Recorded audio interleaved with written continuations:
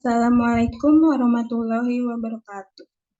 Perkenalkan, nama saya Enda Kusuma Wardani dengan NIM 1120100259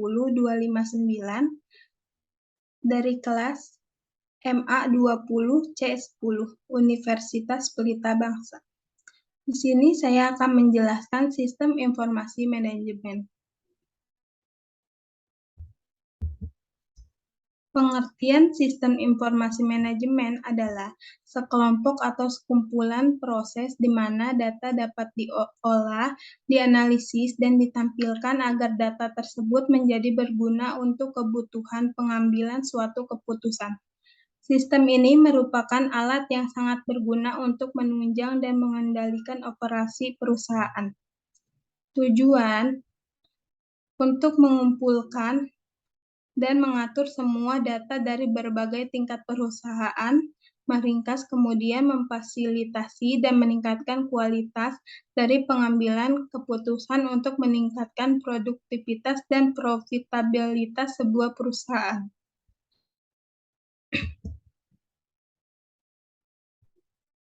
Fungsi sistem informasi manajemen pada bisnis. 1. Membantu dalam proses mengambil keputusan. Sebuah sistem tentu harus berdasarkan informasi yang relevan dan dari sumber yang valid. Informasi tersebut harus mengandung sebuah fakta agar proses pengembalian keputusan berjalan dengan baik. 2. Membantu menemukan solusi dari permasalahan bisnis. Seperti yang telah diketahui, sistem ini akan memberikan informasi yang relevan dalam setiap aspek kegiatan.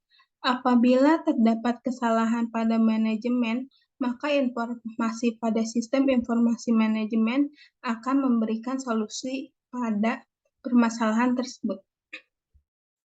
3. Membantu dalam membandingkan kinerja bisnis.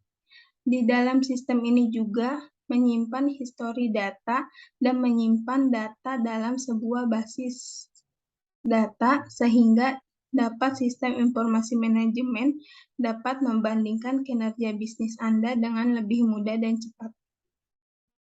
4. Membantu koordinasi antar departemen. Terkadang, di beberapa perusahaan bisnis memiliki beberapa departemen dan menjalankan tugas masing-masing, sehingga perlu adanya sistem yang dapat mengkoordinasikan tiap departemen dengan baik. Sistem informasi manajemen di sini memiliki kemampuan untuk membantu koordinasi masing-masing departemen. Tahapan proses manajemen. 1. Perencanaan. Proses yang pertama merupakan tahap formulasi yang disusun secara terperinci untuk mencapai tujuan dan termasuk ke dalam aktivitas manajemen. 2. Pengendalian. Tahap yang kedua masuk ke dalam proses pengendalian, di mana setelah rencana berhasil dibuat, selanjutnya masuk pada proses implementasi rencana tersebut. Peran dari manajer dan karyawan adalah memonitoring pelaksanaannya supaya berjalan dengan lancar dan semestinya. 3. Pengambilan keputusan. Tahap yang terakhir akan dilakukan proses pemilihan di antara berbagai alternatif pilihan. Fungsi dari manajerial berperan sebagai penghubung antara proses perencanaan dan pengendalian. Seseorang manajer harus bisa antara tujuan serta metode untuk melaksanakan tujuan. Komponen sistem informasi manajemen. 1. Manusia. Dalam sebuah sistem informasi manajemen, manusia merupakan peranan yang sangat penting. Peran dari manusia sendiri adalah merancang, mengelola, mengoperasikan, membangun, dan menggunakan sistem tersebut. 2. Informasi. Sistem informasi manajemen dibuat oleh manusia untuk menghasilkan informasi dari data yang bersifat mentah sehingga menjadi data yang dapat diolah dan dapat berguna bagi bisnis. Informasi yang berguna di sini adalah informasi yang relevan, dapat dibandingkan, memiliki akurasi tinggi, tepat waktu, dan dapat dipertanggungjawabkan. 3. Sistem informasi manajemen adalah sebuah sistem besar di mana terbentuk dari beberapa subsistem yang berbeda tugasnya tetapi saling terhubung dan terintegrasi. 4. Organisasi manajemen. Fungsi dari organisasi manajemen sendiri adalah untuk mengorganisir, melaksanakan, merencanakan, dan mengontrol operasional perusahaan atau organisasi. 5. Pengembalian keputusan sistem. Pengembalian keputusan dapat diambil apabila bisnis tersebut memiliki informasi yang relevan dan dapat dipertanggungjawabkan.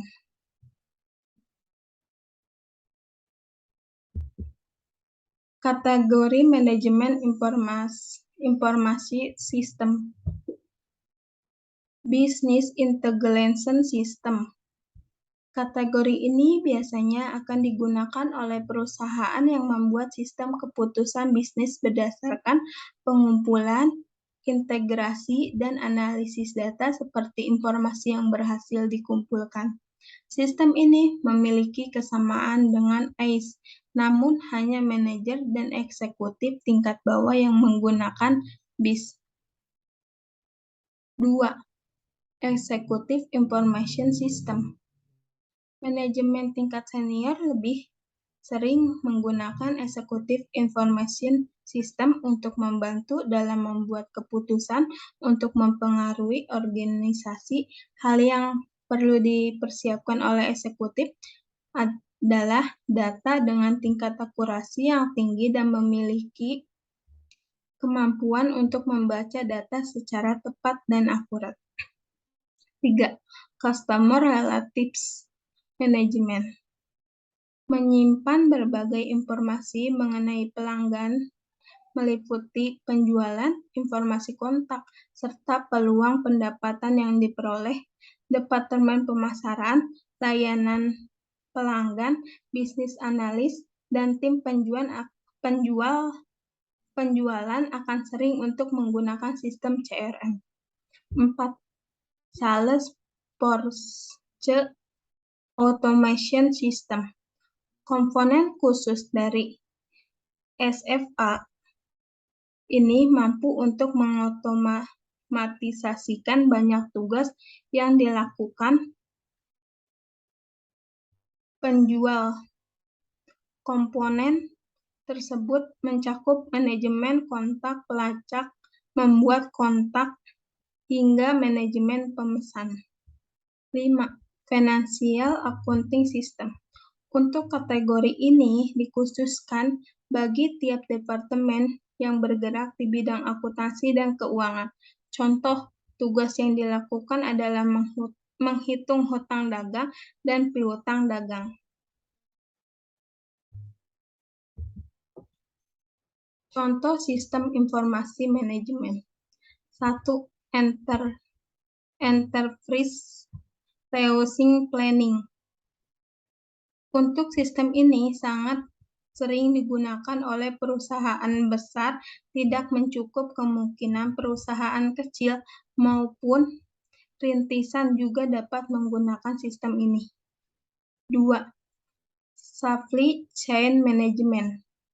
Contoh selanjutnya dari sistem informasi manajemen adalah sistem manajemen rantai pasukan. Ini sangat bermanfaat bagi pihak manajemen untuk melakukan integrasi data. Contohnya seperti manajemen supply, bahan baku dimulai dari pemasukan, produsen, pengecer, hingga konsumen. 3. Transaction Processing System. Sistem yang selanjutnya adalah yang berfungsi untuk melakukan proses data dalam jumlah besar serta transaksi yang sangat besar dilakukan secara rutin. Sistem ini sangat cocok untuk bisnis yang bergerak dalam keuangan seperti inventaris, bank, dan lain-lain. 4. Office Automation System. Sistem yang keempat adalah OAS yang digunakan untuk mempermudah dan memperlancar komunikasi antara departemen dalam suatu perusahaan. Kemudian dapat mengintegrasikan antara server dan perusahaan, contohnya penggunaan email. 5. Informatic Management System. Dalam sistem ini mendukung proses spektrum tugas dalam organisasi.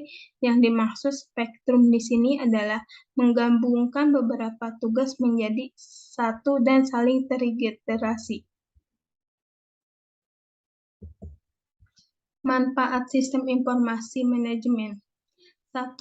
Manajer dapat membandingkan hasil kinerja yang telah direncanakan serta dapat menganalisis kelemahan dan kekuatan dalam kinerja dan bisnis. 2. Seorang manajer juga dapat memiliki kemampuan untuk menerima umpan balik dari kinerja bisnis yang dijalankan. 3. Manajemen mendapatkan gambaran umum dari setiap operasi yang dilaksanakan. 4. Banyak keputusan yang dialihtugaskan dari manajemen atas menuju ke level organisasi yang lebih efisien dengan memperhatikan faktor pengalaman dan pengetahuan yang dimiliki. 5. Organisasi dapat memaksimalkan manfaat dari investasi dengan cara melihat dan mengidentifikasi apakah sistem dan informasi berfungsi dengan semestinya atau tidak. 6. Perusahaan dapat mendorong proses peningkatan alur kerja sehingga menghasilkan penyelarasaan terhadap proses bisnis yang lebih baik, sehingga menghasilkan penyelarasaan terhadap proses bisnis yang lebih baik dengan kebutuhan setiap pelanggan. 7. Meningkatkan kualitas dari sumber daya manusia sehingga dalam sistem unit kerja dapat lebih sistematis dan terorganisir. Sekian presentasi yang dapat saya sampaikan. Mohon maaf bila ada kata yang bertele-tele. Waalaikumsalam warahmatullahi wabarakatuh.